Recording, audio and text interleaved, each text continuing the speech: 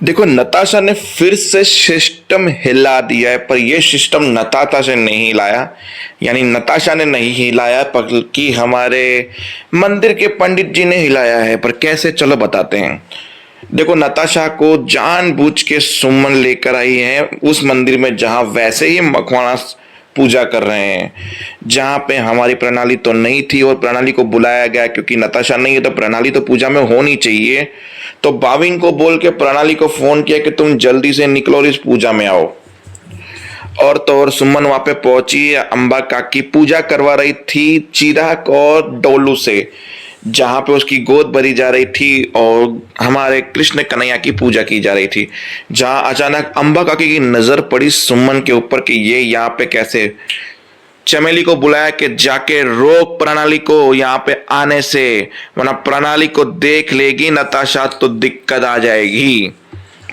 तो हमारी चमेली तो चली गई प्रणाली को रोकने के लिए, पर बीच में चमेली का आशिक मिल गया और प्रणाली मंदिर के अंदर घुस गई। फाइनली चमेली नहीं ढूंढ पाई।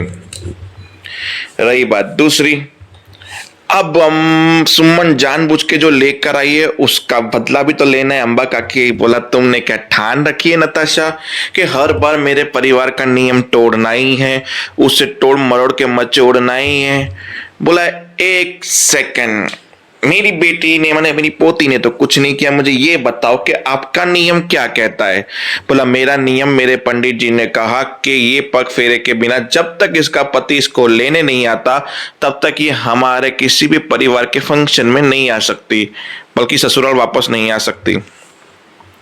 बोला उस हिसाब से तो डोली को भी जाना चाहिए था, पर डोली तो पूजा में बैठी हुई है, तो ये भेदभाव क्यों। बोला वो है ना, डोली के परिवार वाले यहाँ पे नहीं थे तो उसे पग फेरे के कैसे बेचती।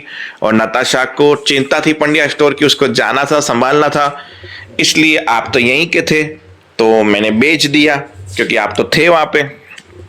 ठीक है, माना कि आपने पग फेरे के लिए ऐसा नहीं किया, फिर भी आपने दोनों बहुओं में भेदभाव क्यों किया। मतलब एक बहू की वहां पे जन्माष्टमी पे गोद भरी जा रही है, एक बहू को आपने मायके भेज दिया। वैसे नियम के अनुसार जन्माष्टमी के दिन बहू कभी भी मायके नहीं आती, ससुराल में रहती है और छोटे कान्हे को अपनी गोदी में लेती है, फल फ्रूट आप देते हो उसे और झूला झुलाती है ताकि अगले साल कान्हा जी उनके ऊपर मेहरबानी करें। तो ये भेदभाव क्यों, वहां पे तो दोनों की शादी सेम हुई थी। तो चिराग की बीवी की डोली की गोद भरी हो रही और मेरी बेटी की नहीं।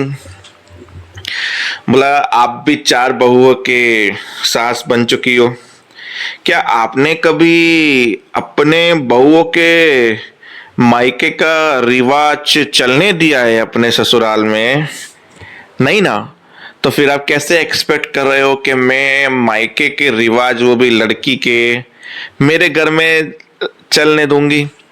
हमारे घर के रीति रिवाज हमारे हिसाब से चलते हैं। हाँ, मैं आपसे उम्र में कम हूँ, आप एक्सपीरियंस वाली ज्यादा हो, पर क्या है ना, 4 बहू है मेरे पास भी है, 4 बेटे मेरे पास भी है, दुनिया मैंने भी देखी है। तो प्लीज मुझे ना समझाए और इस पूजा को अपशगुन ना करें। हाथ जोड़ के विनती है, आप यहाँ से प्रस्थान कीजिए, क्योंकि पंडित जी का कहना है कि जब तक उसका पति लेने नहीं आता तब तक ये किसी भी पूजा में या किसी भी फंक्शन में हमारे घर में नहीं आ सकती। यही हमारा रीति और रिवाज है। देखो शंख बज गया, अब मुझे जाना होगा।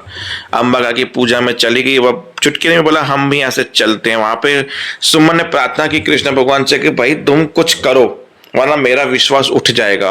और वहां से पंडित जियों की टोली आई, हरे कृष्ण करते करते नताशा का हाथ पकड़ा, बोला कहाँ बाहर जा रही हो, पूजा तो अभी शुरू हुई है। हाथ पकड़ के जबरदस्ती नताशा को लेके गए और थोड़ा पुश किया और नताशा जाके धवल के ऊपर गिरी और धवल ने उसे पकड़ा। मतलब बाकी सारे पूजा कर रहे थे और धवल और चुटकी का अलग ही रोमांस चल रहा था, एक दूसरे को देखने वाला।